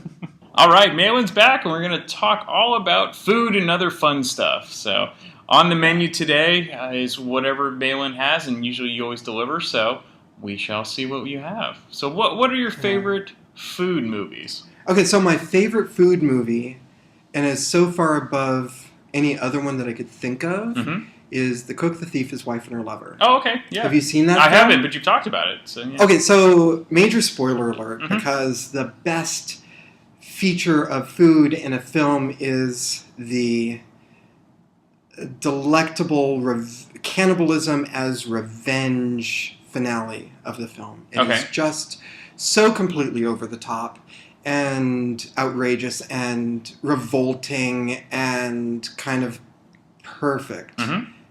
Absolutely sublime. That's my favorite. And it's so far, as I say, ahead of and above all others that I can't really think that food has ever been used in a film. A better way. It just doesn't matter. Okay. I mean, there's like Babette's Feast, which is a French film. Sure. That is fascinating. A woman is going through extraordinary efforts to create a sumptuous meal as thanks for. It's been a long time since I've seen that, but it's an interesting movie because the food and the activity of creating food and just, I mean, food shouldn't translate that well to film because you can't eat it. That's right. And actors really have to sell that the food that they're preparing and eating is either good or bad. And in that film, you just get this sense that the food is amazing. And The Cook, the Thief, His Wife, and Her Lover, it's completely different. There's food throughout the film. It takes place in a restaurant where this organized crime boss in somewhere in England. The time and the setting are not very specific outside of that it takes place in this huge French restaurant. And it is really ornate. It's a Peter Greenaway film, so it is kind of conspicuously designed down to the finest detail. And you have these crazy dinner scenes over the course of like a week that plays out. And all sorts of different attributes and perspectives on food as a culinary treat, as something that you shit out. And so it's there are these kind of metaphors about pain and suffering, beauty and disgust, and all of this. And anyway, so it's called The Cook, the Thief, His Wife, and Her Lover, because those are the main protagonists in the film. The thief is the crime boss who kind of collects his group of fiends around the table under his control as the head of the table on a nightly basis, and he kind of holds everybody in his power, including the cook, who is the owner of the restaurant. The wife is Helen Mirren. I mentioned this movie before when we were talking about Gosford Park. Michael Gambon is the thief. Helen Mirren, so you see where this is going. Because Helen Mirren is the wife, and she falls in love with Alan Howard, who was the voice of Sauron in the Lord of the Rings films. But anyway, this is a precious role for him. He plays a bookkeeper who catches the eye of the wife who's married to Michael Gambon and is kind of being tortured by him in hideous, horrible ways. And anyway, plays out. The cook harbors Helen Mirren and her lover in different areas in the restaurant as they nightly sneak away from their tables to make love. And eventually the thief finds out about it, and he takes his revenge by killing the lover. Then Helen Mirren turns around and she takes the most beautiful revenge out of like Titus Andronicus, which is to have the cook prepare her lover for the thief's consumption. And he's basically taking. I think they kind of did a similar thing in, I think it was Hannibal, whatever the sequel was for Silence of the Lambs. Hannibal. But, so I think that is my favorite food movie. But I mentioned Titus Andronicus. Julie Taymor did an absolutely brilliant film version of Titus Andronicus where Jessica Lange as the Queen, I can't remember her name. I feel bad about that because she's so good in that. Probably one of the best things she's done. Is forced to eat the prepared meat pies of her two sons. I see a theme here. All my I know. All of my favorite food movies are cannibalism. I would say Sweeney Todd, but it's such a disappointment that I just can't. The staged version was filmed, and I love that. But not the. But I know you're going to think I'm cheating if I mention that. So I'm going to. You would be, but that's okay. So I'm going to settle with The Cook, the Thief, His Wife, and Her Lover, and Titus Andronicus is a close second. All right, so now when you're at a movie theater, what is your go-to food we're item? going to do this as well. We're going to do sure. Okay. So I kind of like the idea of cinema snack hacking. So, and this I used to, every once in a while I'd get the great privilege of going to the movie theater with my grandmother, who I was absolutely adored. And every once in a while, not often, we'd get to go to a movie, and she would pack a picnic lunch. So the movie is like starting up, and then you hear pop fizz, as we're opening up our soda cans. So it was, it was great. So we'd have sandwiches and we'd take things and that. But so I don't really do that too much. I think back on that fondly, but if I am gonna do snacks in the theater, I'm gonna do M&Ms sprinkled into the popcorn. Really? Or nice. No, you gotta do your mix hacks. And match. Your mix and matches. I also really like, now this is disgusting, and I freely admit it, but it's kind of fun to do. Well, it can't be any worse than the movies you were just talking about. No, I'll let you be the judge of that. This is kind of gross. So, you know red vines? Yeah, of course. Okay, so you bite the top and the bottom off of a red vine, and then you have a straw, and then you take your soda, your diet whatever, or your Coke, or your iced tea, or whatever, and you use it as a straw. Try and mix in it so you get a good match with the licorice flavor. And that's a lot of fun because then you can drink your soda and you get a little bit of that kind of licorice flavor, and then you can eat your straw. Yeah. And you have a package of straws, so you can a few sips and then eat your straw, and then you have another straw, and you start all over again. So did you come up with this, or did someone originally have this kind of concoction? Honestly, I don't know. So I don't remember where I got the idea for it. There's a commercial where this big giant guy, and I think his name's Tungus or something like that, and it's for AMPM.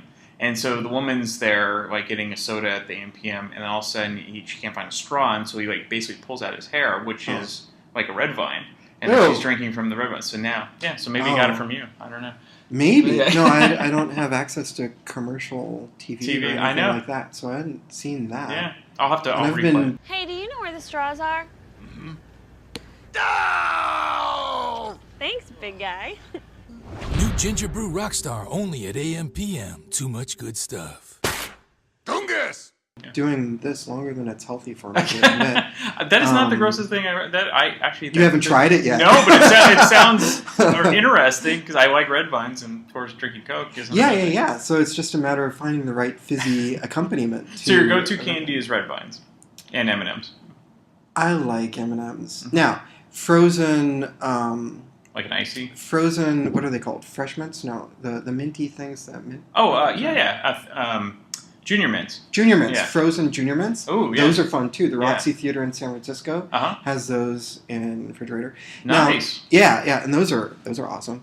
The other thing that I really like at movie theaters is now that you have cafe type movie theaters happening.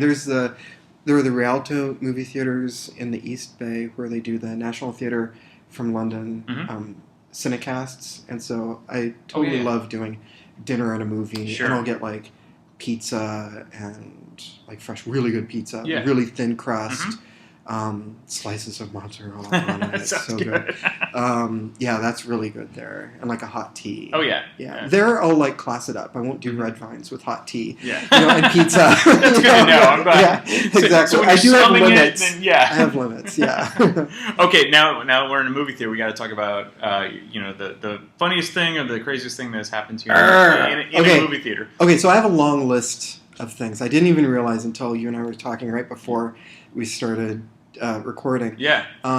So I'm going to mention the thing that I came in here thinking I was going to talk about, and then remind me to mention some things that I didn't even remember because they're just so ingrained in my experience in movie theaters. I didn't think they were odd until I realized, oh wait, there's some messed up stuff there.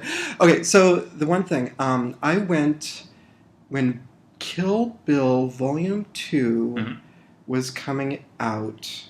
Opening weekend, I wasn't allowed to see it because my husband wanted to see it with me. However, little personal information, he has a bad habit of saying, oh, I want to see that with you. Don't go and see it without me. And then he just never wants to go to the movie theater, and I end up seeing these stupid things on TV or I forget about them altogether. Right. So I've gotten in the habit of just frickin' going. Yeah. And I'll tell him about it. I'm just you're never going to want to go to the movie theater. He's just not a movie person. Right. But he does like the idea, the idea of going with me to the theater and seeing something, and I guess keeping me from seeing things. So anyway, I think there's the underlying issue. So Kill Bill 2 was coming out, and I was not going to be kept from seeing it on opening weekend. So I was in Los Angeles. I don't remember why. I was going down to Los Angeles for something. Okay. And I went to the ArcLight Cinema in Hollywood to see Kill Bill Volume 2, and I went and I got my red vines and soda and whatever, and then I went in and I'm sitting down. I think it's assigned seating there. So I was maybe 8 or 9 rows back, because I kind of have this thing. I think 9 to 11 rows back in the center of a theater is kind of perfect seating. Perfect seating. Even if it's and no closer for live performance, because you don't want to get pulled out of it and just focusing on like cracks in the makeup Sure. or seeing the microphones, and whatnot. So I was seated back there. The seat directly in front of me was open. It was left, and about 5 minutes into the film, like not very long, somebody comes in and sits down, and I immediately recognize the silhouette because of a very pronounced chin and male pattern baldness. And it's Quentin Tarantino is coming in, and he's sitting in the film. To watch his own film? Yeah. To watch his own film. However, I don't think it was to watch his own film. I think it was to watch the audience. Sure. So, yeah, it's opening weekend. And the reason where it gets weird, this is where it gets weird. So a few minutes into it, the audience is kind of quiet because the tone of the film is so different from the first volume. And I think the audience was really immediately kind of struggling with that because they're probably thinking about the massacre at the House of Lotus Leaves or whatever it was at the end of Volume 1. And they're expecting like amazing action, and there's a real change in pace for the second half. And so it was quiet. The audience was kind of quiet, even though there are some jokes being cracked in the film. You'll have to go back to this. I don't remember how it opens.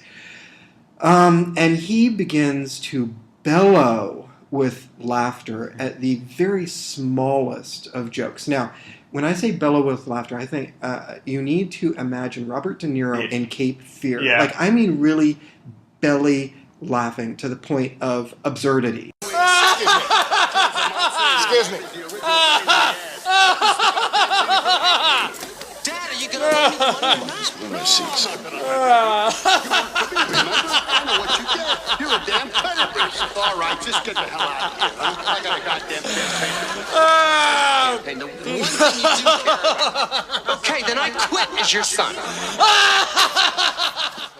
Maybe he genuinely, I don't, maybe, it's not like he never heard those jokes before, right? So anyway. So do you think he's doing it for effect to get everyone else? I think he was maybe drawing attention to himself. Interesting.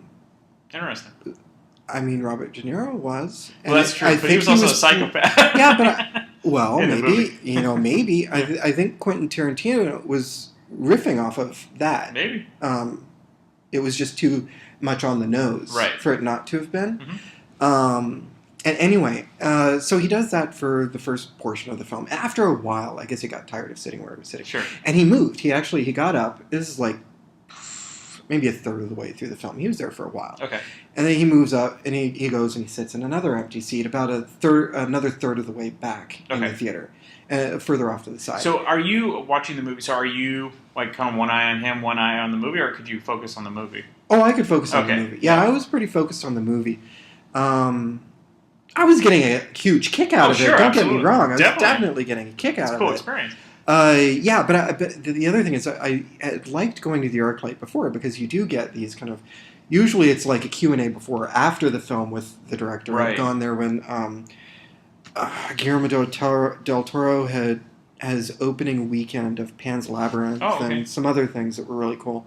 And so it wasn't completely out of the ordinary, and I'd lived in Southern California for a while. Sure. And been going to like LA Opera and the theater down there. So I'd gotten accustomed to seeing celebrities like kind of in the woodwork and popping out. Some pretty cool. Yeah. Yeah, like Jamie Lee Curtis at a Tony Kushner film, play. That one, I was a bit oogly eyes because she's just freaking awesome. Well, I can't wait till we do the Have You Ever Met a Celebrity? Well, that was going to be one of my stories, even though that's kind of, I didn't meet him, I was just encountered. Yeah. I don't remember which ones I was going to mention. I added them to the spreadsheet. Well, anyway, so that was one of the craziest things I've seen in the theater. The other, I've seen people do sexual things in movie theaters. Sure. I'm not going to go into detail about those because I'd rather not think about them in too much detail. But one was... So, instead of telling me what happened, what were the movies they were seeing? One was Lock, Stock, and Two Smoking Barrels, and that was actually a celebrity encounter as well. That was a celebrity... Well, I think there's a metaphor there somewhere for the locks. Yeah. Maybe. Yeah, let's not go too far. But that was an interesting one because I noticed a celebrity going into a theater. There's a lot I'm not going to talk about on that. I'm just going to try and skip over this as gracefully as possible. But that was the other one. So to answer your question, I answered your question. I'm skipping back. Did his name begin with Pee-wee? No. Okay, good. No. Oh, God. Thank goodness. No. No, that was a musician. Okay. Yeah, never meet your idols and never be. You have told me the story. Yeah. And then the other one was Rocky Horror Picture Show, and that was just some nobodies were like, I'm gonna, And anyway, so let's skip over that. So the other thing, the crazy things that I was gonna mention that I didn't even think of was I used to go to all these midnight films with Peaches Christ, and she used to do fantastic pre-shows, and the ones that I loved the best, and I thought, so. I can think of two stories that are my favorite things that I saw. She used to do drag queen roller derby before, God, what were the movies? The movies were totally secondary at that point. I was just like... Were they actually roller derby movies? I know Raquel Welch was in one. And I'd have to look back at it. I remember kind of scenes of some 80s movie with like a roller rink. Uh-huh. And then, is there scenes in Barbarella where she's on a... That's possible. Nah, maybe I'm wrong. Well, there's definitely a Raquel Welch one, yeah. I'd have to look it up. I could look it up and I could tell you later, but I can't remember.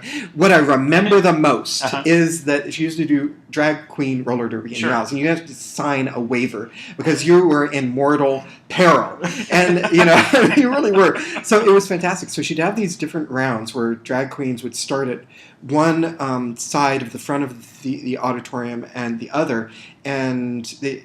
And then they would go up the aisles, cross in the center, and then go back down the aisles. That was one round. She had these different themed rounds. And that was one of the most fun because you knew that when they got to the top of the aisles and they were crossing in the center, there was going to be bloody mayhem as they were trying to get across to the other side. And there was. It was gloriously violent. Did any of the audience get injured? Oh, I'm sure they did. I'm sure they did. And anyway, so I would perch myself in a really good spot to get photographs. And there was this one year where I was click, click, click, click, click, and I got this photograph that I still kept where one drag queen goes heels over head. She's planted with her head bent on the ground, her hiney is up in the air, her tutu is down around her, and she's wearing a G-string. It's just these lights and this crazy scene of this drag queen's butt. Up in the air. And anyway, so I snapped the most amazing shot of that. When we start doing a video podcast, this is when it's going to get really good. So as soon as you start doing a vlog, I'm bailing out. I'm bailing out. And then the other really fun round was wig snatching. So similar thing going around, but you wanted the goal was to snatch as many wigs as you could off of the other drag. Keep in mind they're all on roller skates. And they're going fast. Yeah, and they're going pretty fast. And to add to that, then you want to steal things that are more or less attached to other people. So it was beautiful. Beautiful. I loved those nights. The other one I was going to mention for the pre-show for Texas Chainsaw Massacre 2. Okay. That pre-show got really, really bloody, and there was a splash zone. Ah. And so I sat front. I always sat front and center. Me and my best friend, we used to always sit front and center for these shows. And I got doused. Not doused. Doused is just kind of sprinkled. Yeah. Almost, you could think it's sprinkled. I didn't get sprinkled. I got washed in fake blood. Yeah, I was dripping in fake blood. Do they give you the tarp? Or I didn't want it. Oh, okay. No. It's not like I didn't want to get drenched. No, sure. I kind of wanted to see how drenched I would get. Sure. And anyway, so the stage is bloody. This is the night that the stage got so slippery that drag queens and huge heels are falling all over the place, and I got drenched. And it was this weird night where the Bay Bridge was closed, and so traffic was backed up. After the show, I'm walking out. I look like you're red. I look like a domestic violence victim or a mugging victim or something. Really, really, or a hate crime victim. Yeah. That's what I look like. The reason I know that I look like a hate crime victim was because after the show, I'm driving out of the city. The traffic is backed up on the bridge. I'm getting low on gas, so I pull into a gas station. Okay. I'm pumping gas at the gas station. This is 3:30 in the morning on a busy night in the city, middle of summer. I've got my face to the car. My front is drenched. My back was on the seat, so it's not nearly as bad. Sure. I'm doing that. somebody taps me on the shoulder. I turn around, not really thinking about how I look. No. And a panhandler looks at me and just looks like, holy shit! And he says that, he's like, what the fuck happened to you? Like, you don't want to know. Yeah, and I was like, it's nothing. I was reassuring, like, nothing happened to me. I was just in a movie, and it's like trying to explain to him this absurd... Well, I don't think anybody can top that story. So, it was so much fun. We're back, and Josephine's back. Hey. So this week, we're getting into a bunch of different subjects, mostly about food. So we're going to talk about our favorite movies that are based on food. We're going to talk about what you actually like to eat when you're watching a movie, either at home or at a theater. And then also just the craziest thing that's happened to you at a theater, and you have a story for all of these. But first, let's start with your list of favorite movies. Food movies. Food movies. Yeah. Okay, number 1 is Ratatouille. Oh, of course. Yeah, and I heard I remember when it came out, I was listening to an interview with Patton Oswalt on, I think it was NPR, and he said he got one of the reasons he got the job as the voice of Remy, it was because the director heard him in his stand-up talk really passionately about food, and he was like, that's what we need. Remy sounds like this guy freaking out about food. I'm surprised they didn't try to get Jim Gaffigan either, because Jim Gaffigan always talks about food too, so that would have been a nice duo if they got him. Yeah, that'd been good. Yeah. Patton Oswalt's really funny. Yeah, I love Patton Oswalt. Patton Oswalt loves food. Loves movies, and he also loves Willa Cather. Yeah. One of my favorite. I think she's the most underrated American writer. Really. Yeah. Anyway. Like Water for Chocolate. Okay. Yep. Also, Book to Movie. I forgot about that. Book to Movie. That's okay. We bring it back. Eat, Drink, Man, Woman. Yeah. Yep. Yes. Big Night. What's that one? It's with Stanley Tucci and Tony Shalhoub. Okay. Minnie Driver is in it, and it's about. They're trying. I think there's these 2 Italian restaurants, and they eat up to the other, and it's kind of sad, but it's really good. But it's good. Very so, good. and it's just about how the restaurants are. Yeah, and I think they're like, okay, we're gonna do one big feast. Okay. Big night. Yeah. Got it. Anyway, okay. Babette's Feast. Yeah, it's in the title. Mostly Martha.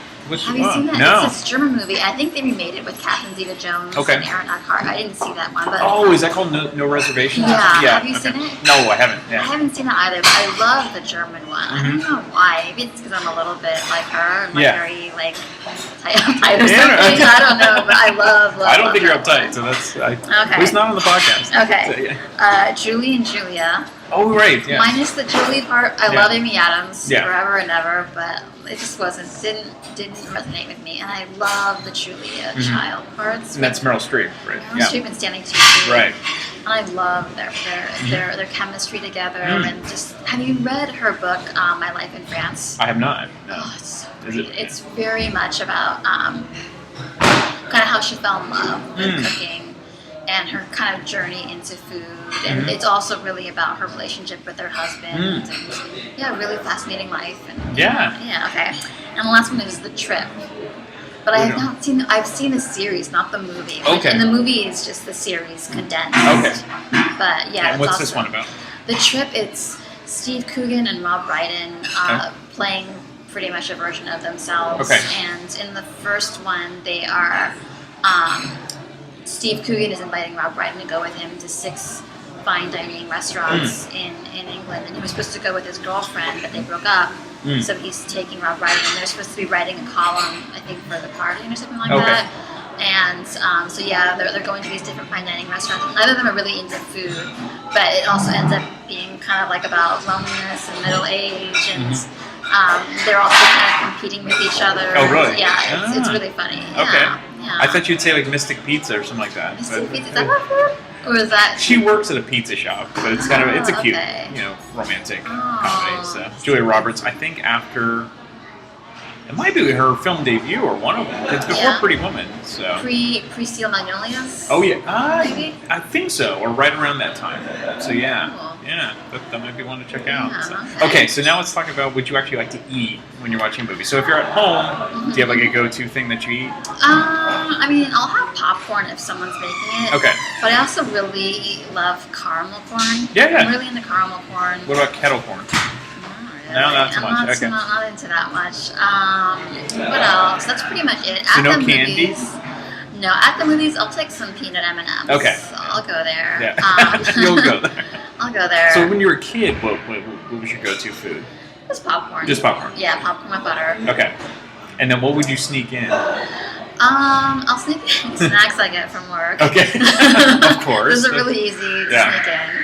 And I share. I have no problem sharing. That's nice. That's pretty much it. I used to have a really big thing for red vines. Yeah. But not so much anymore. That's when. Did you watch the last Oscars, the 2017 Oscars, when the goodie bags of food were coming down in this candy? Where people. Yeah, and so there were. I think Mel Gibson was eating red vine because that had come down. Yeah. And then donuts were coming down. I have in common with Mel. Yeah. Pretty much. I think most people agree. Okay, and then the third question is, what is the craziest thing that's happened to you at a movie theater? That's pretty easy. I can just say it. Yeah, I got felt up during John Wick. And then I had to rewatch it because I was just busy offending this dude off. Oh my god! So were you were there with him, right? Or this wasn't a stranger? No, it was a date. Yeah, it was a date. Thank God it was a date. But had you had a date with him before this? Yeah. Okay. And then. Yeah, so like when I'm watching a movie, I'm ready to watch the movie. Sure, that's what you're zoning in on. Yeah, and I was kind of negotiating like what's going on, and then I remember afterwards, we went to a bar and we were just having a drink, and he says, I really like you, but I want to go slow, and I was like, okay, that's totally different. I don't know what's going on. Okay. Yeah. And then I can't remember saying this. See, it's like therapy. Just let it out. And then he tried to like kiss me over the table. I was like, what happened to the going slow part? I mean, he's one thing or the other. Maybe that's slow to him. Yeah. I don't know. Oh God. So during John Wick, what was he doing? So. You mean like you're not asking for details? No. So did he just like jump on you, or was he just the old reach over? Or was it was a bunch of things. And then finally, thank God, these two women that were kind of behind us, but not really. I think they were kind of like, "What's going on?" And then he really stopped. Okay. Oh thank God. So luckily it wasn't an empty movie theater because that could have been bad. Yeah, that could have been bad. What was I gonna say?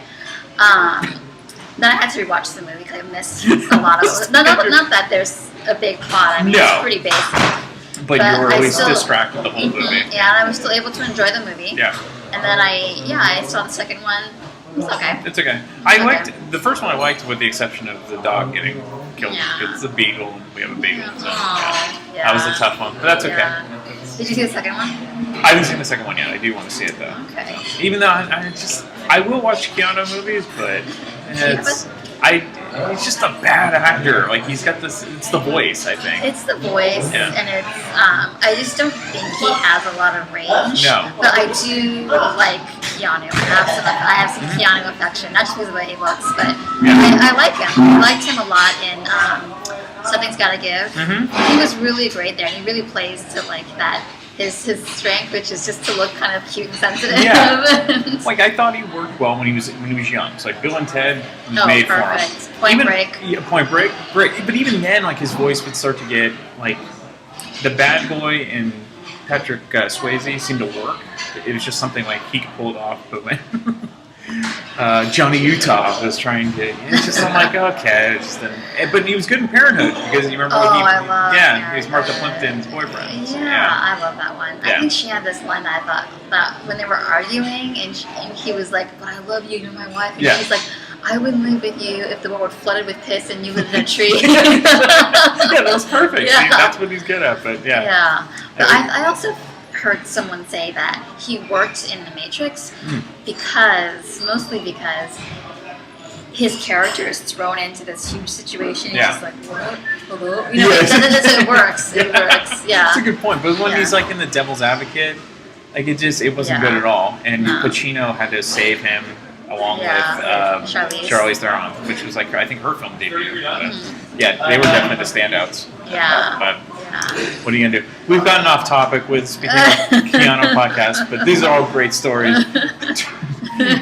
Hopefully that was the last date with that guy? Yes. Okay, good. Yes. Good. Okay, no more. No. All right, I don't think anybody can top this story. So I think people can top it. I don't know. We're going to find out. This might be the lead-in. Thanks, Josephine. If you enjoy this podcast and are an iTunes user, please do the show a favor and head on over to the official iTunes page for Damn Good Movie Memories. Be sure to leave a rating and a review. This will allow the show to appear higher in the algorithm and spread the joy of this podcast to the masses. If you are not an iTunes user, you can still listen and subscribe on Podbean at damngoodmoviememories.podbean.com. Be sure to like us on Facebook under our Damn Good Movie Memories page. You can also listen to a limited number of episodes on YouTube. I hope you enjoyed this week's episode, and be sure to tune in next week for an all-new episode of Damn Good Movie Memories.